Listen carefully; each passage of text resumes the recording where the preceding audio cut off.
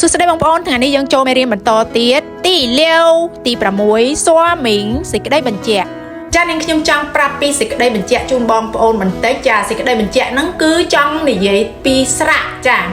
ស្រៈណាដែលមិនមានព្យញ្ជនៈនៅពីមុខដូចជាស្រៈអ៊ុយអ៊ូអាយអ៊ុយអ៊ុយ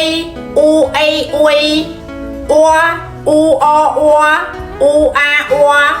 អ៊ុនអ៊ូអានអ៊ុនអូនអ៊ូអិនអូនវាងអ៊ូអាងវាងវងអ៊ូអងវងជាដើមគឺយើងបដូរមកជំនួសព្យញ្ជនៈអ៊ូចាព្យញ្ជនៈអ៊ូនិងដកស្រៈអ៊ូចឹងព្យញ្ជនៈអ៊ូនិងស្រៈអ៊ូគឺអានដូចគ្នាគ្រាន់តែមួយជាព្យញ្ជនៈអ៊ូមួយជាស្រៈអ៊ូ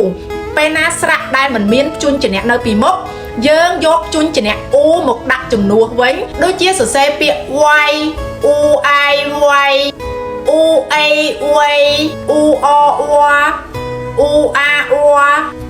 អ៊ូអានអ៊ុនអ៊ូអិនអូនអ៊ូអាងវាងអ៊ូអងវងអញ្ចឹងយើងបញ្ចប់មេរៀនយើងត្រឹមតែប៉ុណ្នេះហើយនាងខ្ញុំនឹងបន្តមេរៀននៅវីដេអូក្រោយនាងខ្ញុំនឹងបញ្ជាក់ជូនបងប្អូនបន្ថែមទៀតចាសូមអរគុណសិស្សតាចា